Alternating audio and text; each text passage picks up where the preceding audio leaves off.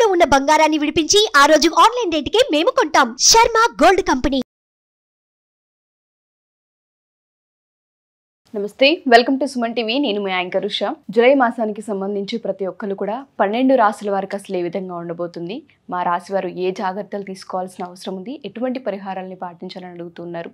So వాళ్ళందరి కోసం 12 రాశులు ఏ విధంగా ఉండబోతున్నాయి, ఏ జాగ్రత్తలు వహించాలో సురేష్ గారిని తెలుసుకుందాం. నమస్తే సురేష్ గారు. నమస్కారం అండి ఉషా గారు. 12 రాశుల విషయానికి వస్తే ముందుగా ధనుసు రాశి వారి విషయం మనం చూసుకుంటే అసలు ఏ విధంగా ఉండబోతుంది అంటారు? వివాహ రీత్యా, ఆరోగ్య రీత్యా, సంతాన రీత్యా, దాంతోపాటు వ్యాపార రీత్యా ఎక్కువ అడుగుతూ ఉంటుంటారు.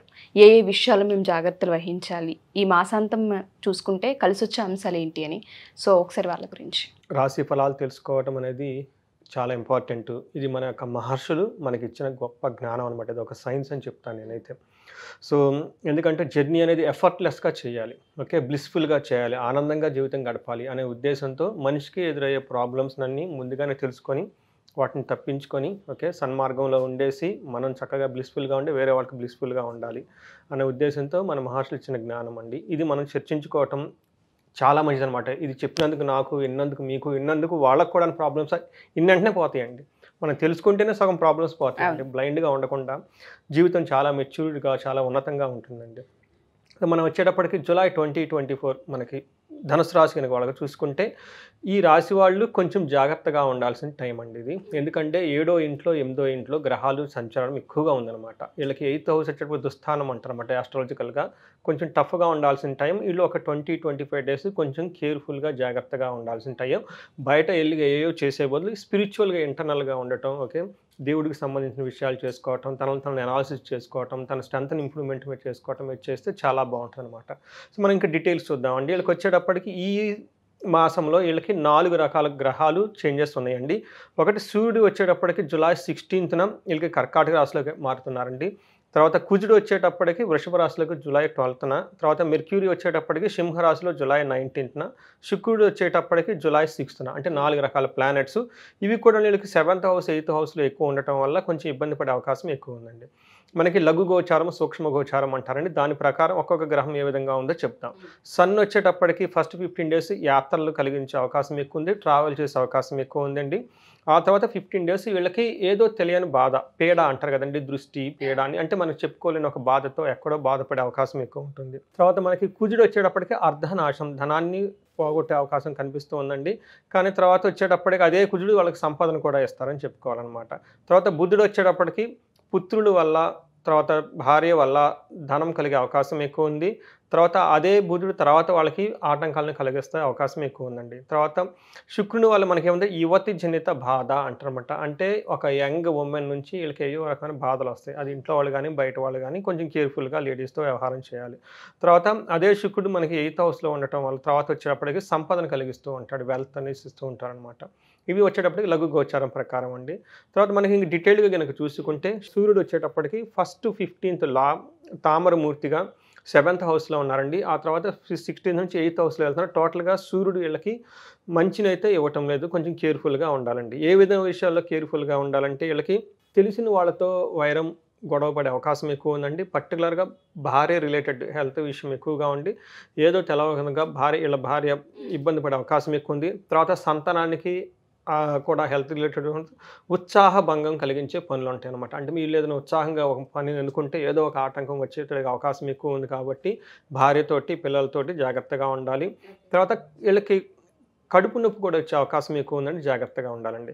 తర్వాత 8th సన్ వెళ్తున్నాడండి. ఇది కూడా అంత మంచిది కాదండి. ఇది ఏమవుతుందంటే చేసే పనులు చెడిపోయే అవకాశం ఎక్కువ ఉందండి. అనవసరంగా శత్రువులతో గొడవ, ప్రయాణాలు కనుక చేస్తే ఇబ్బందులు. మనం ఆల్రెడీ చెప్పుకున్నాం, ప్రయాణం ఉంది బట్ అది ఇబ్బందులు ఉంటాయి అనమాట. అది అందుకని షార్ట్ జర్నీలు చేస్తే మంచిది, లాంగ్ జర్నీలు చేయకుండా.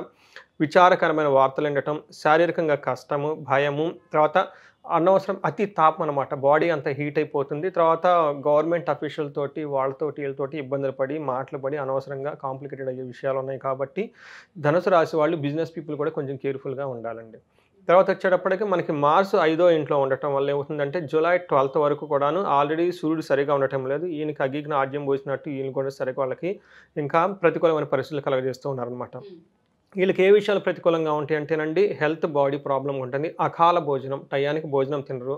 తర్వాత ఏయో అనవసరమైన బ్యాడ్ కంపెనీతో చెడ్డ పనులతో చెడ్డ వాళ్ళతో నమ్ముకొని వాటితో గిల్టీ పనులు చేసే అవకాశం ఎక్కువ ఉంది కాబట్టి చాలా జాగ్రత్తగా ఉండాలి. తర్వాత దానికి అనుగుణంగా శత్రు బాధ కలుగుతుంది, అతిగా కోపం ఉండటము, పుత్రులతోటి భార్యతోటి గొడవలు పడటం, అశాంతిగా ఉండటం, మనస్తాపం, శారీరకంగా బలహీనతగా ఉంటారు. 2 ప్లానెట్స్ మనకి ఫస్ట్ 15 డేస్ బాగలేదు కాబట్టి వీళ్ళు కేర్ఫుల్గా ఉండాలండి. అయితే కొంతలో కొంత ఏంటంటే అండి 16th తర్వాత వీళ్ళకి వచ్చేటప్పటికి స్వర్ణమూర్తిగా వీళ్ళకి 6వ ఇంట్లో మార్చి వెళ్తున్నా అండి, పిక్చర్ కొంచెం చేంజ్ అయ్యే అవకాశం ఉందండి, పాజిటివ్గా ఉంటుంది. అక్కడి నుంచి వీళ్ళకి ధనలాభ్యము, కీర్తి, సుఖము, పుణ్యకార్యాల నుండి వెళ్ళటము, తర్వాత నూతనంగా ఏదైనా వస్తువులు కొనే అవకాశము ఉండటం, తర్వాత శత్రువులు ఎవరైనా ఉంటే వాళ్ళ దగ్గర కూర్చొని మాట్లాడుకొని వాళ్ళతో ఎక్కువ కాంప్రమైజ్ అయ్యి జాగ్రత్త ముందుకెళ్ళే అవకాశం అవన్నీ ఇలా కనిపిస్తున్నాయండి. అనుకున్న పనులన్నీ అనుకున్న విధంగా జరుగుతూ ఉంటుందన్నమాట. తర్వాత మనకి 7, 8 ఇంట్లో వచ్చేటప్పటికి శుక్రుడు ఉన్నాడండి. ఇది కూడా అంత మంచిది కాదని మనం చెప్పుకోవాలన్నమాట. వీళ్ళకి ఏ విషయాల్లో మంచిది కాదంటే అగైన్ మళ్ళీ కోపం ఉంటుంది, కష్టం ఉంటుంది, అంటే ఎక్కడెక్కడ రిపీటెడ్ వర్డ్స్ వస్తాయో ఆ ఇంటెన్సిటీ వాళ్ళకి ఎక్కువ ఉంటుందండి. సో ఒకసారి కోపం అంటే ప్రాబ్లం, 2-3 సార్లు కోపం, అలానే ఒకసారి ధనం అంటే ప్రాబ్లం, 2-3 సార్లు ధన నష్టం అంటే అది అంటే రిపీటెడ్గా వస్తుంది అనమాట. తర్వాత స్త్రీల వల్ల కష్టాలు, భార్యకు అనారోగ్యము, తర్వాత వీళ్ళు చాలా కేర్ఫుల్గా ఉండాలి, పర్టికులర్గా లేడీస్తో అండి. ధనుసు రాశి వాళ్ళకి అది 2 times రిపీట్ అయింది 2 గ్రహాల వల్ల, అందుకని ఆ విషయంలో చాలా కేర్ఫుల్గా ఉండాలి. తర్వాత వచ్చి 8వ ఇంట్లో ఉండటం వల్ల ఏమవుతుందంటే బంధుమిత్రులతో, తర్వాత 15th నుంచి కొంచెం బెటర్గా ఉంటుంది. ఇందాక చెప్పినట్లుగానే సెకండ్ హాఫ్లో కొంచెం బాగుండేసి కొంచెం కీర్తి ప్రతిష్టలు, తర్వాత బంధుమిత్రులతో కలవటం, రాజదర్శనం ఇవన్నీ జరుగుతూ ఉందన్నమాట. ఈ విధంగా మనకు చూసుకుంటే మనకి గ్రహాల స్థితిని బట్టి మనం చెప్పుకోవచ్చు.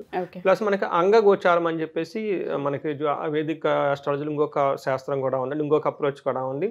దాని ప్రకారం కనుక మనకు ఎలా ఉందంటేనండి, సూర్యుడు మూలా నక్షత్రం వాళ్ళకి మనం చూసుకుంటే దరిద్రాన్ని ఇస్తూ ఉన్నాడండి. అంటే దరిద్రం అంటే భయపడొద్దండి, వాళ్ళ దగ్గర టయానికి అనుకోకుండా సపోర్ట్ లేకుండా ధనం కానివ్వండి, చుట్టాలు కావండి, బంధువులు కానీ వాళ్ళ నుంచి టయానికి సపోర్ట్ రాక ఇబ్బంది పడిపోతూ ఉంటారు. సో వాళ్ళ నుంచి ఎక్కువ ఎక్స్పెక్ట్ చేసుకోవద్దండి. సో ఇది ముందే చెప్పాను, వీళ్ళు ఇంటర్నల్గా ఫోకస్ చేసుకోవాల్సిన టైం అండి. ఆ తర్వాత వచ్చేటప్పటికి వీళ్ళకి ధనహీనత కూడా కనిపిస్తూ ఉంది మూలా నక్షత్రం వాళ్ళకి. తర్వాత వచ్చేటప్పటికి రోగము, తర్వాత వస్త్రలాభం కూడా ఉందన్నమాట. ఓన్లీ ఒకటి బెనిఫిట్ ఏమంటే ఏదన్నా పని కనుక చేస్తే 15 డేస్ తర్వాత కొంచెం జయం కలుగుతుంది, వస్త్రలాభం కలుగుతుంది. బట్ మిగతా అన్ని విషయాలు చాలా కేర్ఫుల్గా ఉండాలి. అది ఎవరండి? మూలా నక్షత్రం వాళ్ళు. నెక్స్ట్ మనకి పూర్వాషాఢ నక్షత్రం వాళ్ళకు కూడాను ఆల్మోస్ట్ వీళ్ళకి కూడా సూర్యుని వల్ల దరిద్రం కలుగుతూ ఉందండి. తర్వాత ధనహీనత, ధనాన్ని కోల్పోతారు. తర్వాత వీళ్ళకి రోగంతో ఇబ్బంది పడే అవకాశం ఎక్కువ ఉంది. బట్ 1-2 చిన్న చిన్న ఫంక్షన్లు అటెండ్ అయ్యే అవకాశం వీళ్ళకి ఎక్కువ కనిపిస్తూ ఉందండి. ఇది వచ్చేటప్పటికి మనం చెప్పుకోవాలి. తర్వాత ఉత్తరాషాఢ నక్షత్రం వాళ్ళని కనుక చూసుకుంటే వీళ్ళకి కూడాను మనకి అంత సరిగ్గా ఫేవరబుల్గా ఇవ్వటం లేదు. తర్వాత బట్ వీళ్ళకి కొంచెం బెటర్గా ఉంది మూలా నక్షత్రం, పూర్వాషాఢ నక్షత్రం వాళ్ళతో పోలిస్తే. ఉత్తరాషాఢ నక్షత్రం వాళ్ళకి జయాన్ని కలుగుతుంది. ఏదైనా కనుక పని అనుకుంటే ఈ బాధలు ఉన్నా కానీ అనుకున్న పని అనుకునే విధంగా వాళ్ళు చేయగలుగుతారనమాట. తర్వాత వీళ్ళకు రోగాలు వచ్చే అవకాశం ఎక్కువ ఉంది. బట్ వీళ్ళకి రాజ్య లాభం చూపిస్తుంది. ఉత్తరాషాఢ నక్షత్రం ఎవరైనా కనుకుంటే గవర్నమెంట్ అఫీషియల్స్తో కానివ్వండి, తర్వాత హైఫై అఫీషియల్స్తో కానీ వీళ్ళకి కొంచెం ఒక అధికారం రావటం, ఒక ప్రమోషన్ రావటం, తర్వాత అనుకున్న పని చేయటం బాగుంది. అది 3 నక్షత్రాలు కనుక మనం చూసుకుంటే మనకి మూలా నక్షత్రం అంత అనుకూలంగా లేదు, పూర్వాషాఢ అనుకూలంగా లేదు, బట్ ఉత్తరాషాఢ నక్షత్రం కనుక బాగుందన్నమాట. ఇది మనకి అంగగోచారం ప్రకారం మనకి జూలై మంత్ రాశి ఫలాలు. Sure sir, thank you. So ఎవరైనా సరే మాస ఫలాలు చూసిన తర్వాత పర్సనల్గా మేము జాతకం చూయించుకోవాలనుకుంటున్నాం, మాకు ఈ సందర్భంలో కలిసి రావట్లేదు, ఒకసారి పరిహారాలు చేయించుకోవాలనుకుంటున్నామని అడుగుతూ ఉంటుంటారు, మనం అపాయింట్మెంట్ తీసుకునే అవకాశం ఉంటుంది? సో ఉషా గారు 2 మిషన్లు అండి, 2 కాదు 3 మిషన్లు అండి. ఫస్ట్ ఈ జ్యోతి మన పూర్వీకుల ప్రకారం ఏంటంటే ప్రతి ఇంట్లో ఒక జ్యోతిషం తెలిసిన వాళ్ళు ఉండాలండి. అసలు ఆ ఫ్యామిలీలో ఉండే వాతావరణం డిఫరెంట్ అండి. వాళ్ళలో ఎంతో మెచ్యూరిటీ ఉంటుంది, ఒక పరిణితి ఉంటుంది, చాలా హ్యాపీగా ఉంటారండి. వాళ్ళ ఇంట్లో మ్యారేజెస్ కానీ అన్నీ చాలా బాగుంటాయండి. అంటే అప్స్ అండ్ డౌన్స్ ఉంటాయి, బట్ ఒక ఉన్నతంగా ఉంటుంది. అందుకని ప్రతి ఇంట్లో జ్యోతిషం తెలిసిన వాళ్ళు ఉండాలి. కాబట్టి ఒక చిన్న జ్యోతిషానికి సంబంధించిన కోర్స్ మన యాన్ సిస్టమ్ మన పురాతన గ్రంథాల నుంచి తీసుకుంటే ఒకటి డిజైన్ చేయడం జరిగిందండి. ఇష్టమైన వాళ్ళు ఆ కోర్సుని చేసుకుంటే చాలా బాగుంటుంది ఒకటండి. రెండోది వచ్చేటప్పటికి మనకి చాలా ప్రాబ్లమ్స్ ఉంటాయండి. మన ఫ్యూచర్ ఎలా ఉంటుందో తెలియదన్నమాట. సో ఏదైనా కనుక వాళ్ళకి ఇండివిజువల్గా ప్రాబ్లమ్స్ ఫేస్ చేస్తూ ఉంటే మనల్ని కనుక కన్సల్ట్ అయితే మన వాళ్ళకి కౌన్సిలింగ్ ఇవ్వచ్చండి. ఆస్ట్రాలజికల్ పరంగా వాళ్ళ స్ట్రెంత్ ఏంటి, వీక్నెస్ ఏంటి, ఏది ఎలా ఉంటుందని చేయొచ్చు అనమాట. ఇవి కాకుండా కొంతమంది జాతక చక్రం బాగున్నా అంటే చాలా స్పెసిఫిక్ ప్రాబ్లమ్స్ ఫేస్ చేస్తుంటారన్నమాట. వ్యాపారం ఎంత చేసినా ఎక్కి రాకపోవటం కానివ్వండి, లేదంటే జాతకాలు బాగుంటాయి కానీ వివాహం అయిన తర్వాత గొడవలు, డైవర్స్ తీసుకోవటం కానీ ఇట్లా ఈ టైపు కొన్ని ఇష్యూస్ ఎక్యూట్గా ఉంటాయి అనమాట. ఇలాంటి వాళ్ళు కూడా ఎవరిన కనుక మనకు కన్సల్ట్ అయితే మనం వాళ్ళకి హెల్ప్ చేయొచ్చు ఉషా గారు. షూర్ సార్, తప్పకుండా. అండ్ కనకధార కూడా ఈ మంత్ ఏమన్నా మనం చేసే అవకాశం ఉంటుంది? మనం ఎప్పుడు అనుకుంటున్నాం కదండి, ఇండియాలో పుట్టిన వాళ్ళు ఎవరు ధనానికి లోటు ఉండకూడదండి, అన్నానికి ధనానికి భోగానికి లోటు ఉండకూడదండి. మనం అందుకనే పుట్టిన వెంటనే ఫస్ట్ ఆయుష్, నెక్స్ట్ ఆరోగ్యం, నెక్స్ట్ ఏం చేస్తాం, భోగం అనుభవించాలి కదండి. అప్పులు పెట్టుకొని డబ్బులు లేకుండా ఇలా ఈ సిచ్యువేషన్ ఉండకూడదండి. కానీ మహర్షులు మనకి ఎంతో జ్ఞానాన్ని ఆల్రెడీ ఇచ్చేసారండి, హోమాల రూపంలో, యజ్ఞాల రూపంలో, స్తోత్రాల రూపంలో. ఈ ప్రోగ్రాన్ని కనుక మనకి అటెండ్ అయితే వాళ్ళకి ధనధాన్యాలు వస్తాయని చెప్పేసి శాస్త్రాలు, అవి మన ఆ ద్వారా వాళ్ళకి హెల్ప్ చేయొచ్చండి. ఎవరికైనా సరే అప్పులు బాధ ఉన్నా, తర్వాత బిజినెస్లో డబ్బులు ఎక్కువ రాకపోయినా కానీ అలాంటి వాళ్ళకి మనం హెల్ప్ చేయొచ్చు. Sure sir, thank you sir, thank you so much. So ఎవరైనా సరే మా ఈ ఎపిసోడ్ చూసిన తర్వాత పర్సనల్గా జాతక రీత్యా ఎవరైనా కన్సల్ట్ అవ్వాలి అనుకున్నా, జాతకం చూపించుకోవాలి అనుకున్నా, పరిహారాలు చేయించుకోవాలి అనుకున్నా, లేదా కనకధార హోమంకి సంబంధించి ఎవరైనా డీటెయిల్స్ తెలుసుకోవాలి అనుకున్నా, ఎస్పెషల్లీ డివోర్స్ కేసెస్కి సంబంధించి ఇబ్బందులు పడుతూ ఉన్నా, లేదా ఫినాన్షియల్ ఇబ్బందులు పడుతూ ఉన్నా, వాటికి సంబంధించి హోమాలు కూడా ఉంటూ ఉంటాయి. పరిష్కారం అనేది ఖచ్చితంగా ఉంటుంది. కింద స్క్రోల్ అవుతున్న కాంటాక్ట్ నెంబర్ని కాంటాక్ట్ చేస్తే సురేష్ గట్టి మీకు పూర్తి వివరాలు అందిస్తారు. Thank you. సుమన్ టీవీలో మీ పర్సనల్ అండ్ బిజినెస్ ప్రమోషన్స్ కోసం కింది నెంబర్కి కాంటాక్ట్ చేయండి.